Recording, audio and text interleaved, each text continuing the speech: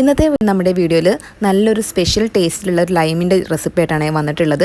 അപ്പോൾ ഈ ഒരു ലൈം ജ്യൂസിൽ നമ്മളൊരു സ്പെഷ്യലായിട്ട് ഒരു ഇൻഗ്രീഡിയൻറ്റും കൂടെ ചേർക്കുന്നുണ്ട്. അത് ചേർക്കുമ്പോൾ ഭയങ്കര ഒരു ടേസ്റ്റ് തന്നെ വ്യത്യാസമായിട്ട് മാറുന്നുണ്ട്. അപ്പം മിക്കവർക്കും ഇഷ്ടപ്പെടുന്ന റെസിപ്പി തന്നെയായിരിക്കും ഇത്. അപ്പോൾ വേഗം സേവ് ചെയ്ത് വെച്ചോ, നമുക്ക് വീഡിയോയിലോട്ട് പോകാം. നമ്മുടെ ഈ റെസിപ്പി തയ്യാറാക്കാനായിട്ട് ഞാനിവിടെ പൈനാപ്പിളാണ് എടുത്തിട്ടുള്ളത്. ഈ ഒരു വലുപ്പത്തിലുള്ള പൈനാപ്പിൾ എടുത്തിട്ട് അത് 2 പീസാക്കിയിട്ട് ഈ ഒരു കഷ്ണമാണ് കേട്ടോ നമ്മൾ ഈ ഒരു ജ്യൂസ് തയ്യാറാക്കാൻ വേണ്ടി എടുക്കുന്നത്.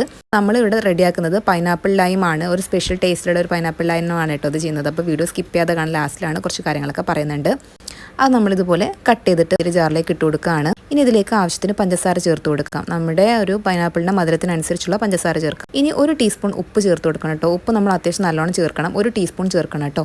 ഇനി ഇതിലേക്ക് അരയാൻ പാകത്തിനുള്ള വെള്ളം ഒഴിച്ചു കൊടുത്തിട്ട് ഇത് നന്നായിട്ട് നമുക്ക് അടിച്ചെടുക്കണം.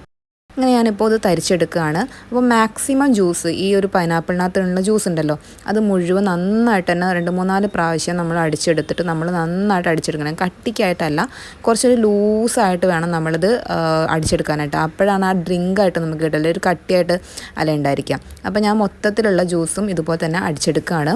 അപ്പം നിങ്ങൾക്ക് ഈ വീഡിയോ ഇഷ്ടപ്പെടുകയാണെന്നുണ്ടെങ്കിൽ ലൈക്കും കമൻറ്റും അതുപോലെ തന്നെ കുക്കിംഗ് ഇഷ്ടപ്പെടുന്നവരിലേക്ക് ഷെയർ ചെയ്ത് കൊടുക്കാനും അതുപോലെ തന്നെ കമൻറ്റ് ചെയ്യാനും മറക്കരുത് കേട്ടോ. പിന്നെ നിങ്ങൾ ഫീഡ്ബാക്ക് അറിയിക്കാനും മറക്കരുത് ചെയ്ത് നോക്കിയിട്ട്.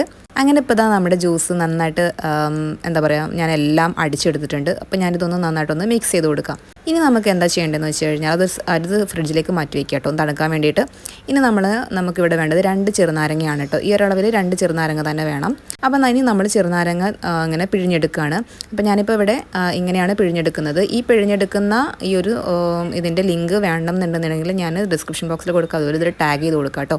ഇത് നല്ലൊരു പ്രോഡക്റ്റാണ് കേട്ടോ. നമുക്ക് നാരങ്ങ നീരൊക്കെ നല്ല സുഖമായിട്ട് പിഴിഞ്ഞെടുക്കാൻ പറ്റും. അതുപോലെ തന്നെ അതിൻ്റെ കുരു ഒക്കെ സെപ്പറേറ്റ് ആയിട്ട് തന്നെ കിട്ടും. പിന്നെ അത് മാത്രമല്ല, നമുക്ക് നാരങ്ങ ചിലപ്പോൾ കഴിച്ചു പോകുമല്ലോ, അങ്ങനത്തെ പ്രശ്നങ്ങളൊന്നും ഉണ്ടാവില്ല കേട്ടോ. കണ്ടില്ലേ, ഇപ്പോൾ അത്യാവശ്യം നല്ലതുപോലെ തന്നെ നീര് ഞാൻ പിഴിഞ്ഞെടുത്തിട്ടുണ്ട്. ഇനി നമ്മൾ എന്തെന്ന് വെച്ചാൽ നീര് നമ്മുടെ നേരത്തെ തയ്യാറാക്കിയ ജ്യൂസിലേക്ക് ഒഴിച്ചു കൊടുക്കാം. കുറച്ച് ഐസ് ക്യൂബ്സും കൂടെ ഇട്ട് കൊടുക്കാം. പിന്നെ കുതിർത്ത കസ്കസും ചേർക്കാം. ഇനി ഇതിലേക്ക് ചേർത്ത് കൊടുക്കുന്നതാണ് പച്ചമുളക്. ഈ ഒരു പച്ചമുളകാണ് കേട്ടോ ഇതിൻ്റെ ഭയങ്കര ഒരു ടേസ്റ്റ് ഡിഫറൻസ് കൊടുക്കുന്നത്. പച്ചമുളക് എരിവിനനുസരിച്ച് ചേർത്ത് കൊടുക്കാം. ഇത് അധികം എരിവില്ലാത്തത് കൊണ്ടാണ് ഞാൻ 2 എണ്ണം ചീകിയിട്ടിരിക്കുന്നത്. കീറിയിട്ടിട്ട് കൊടുക്കാം കേട്ടോ.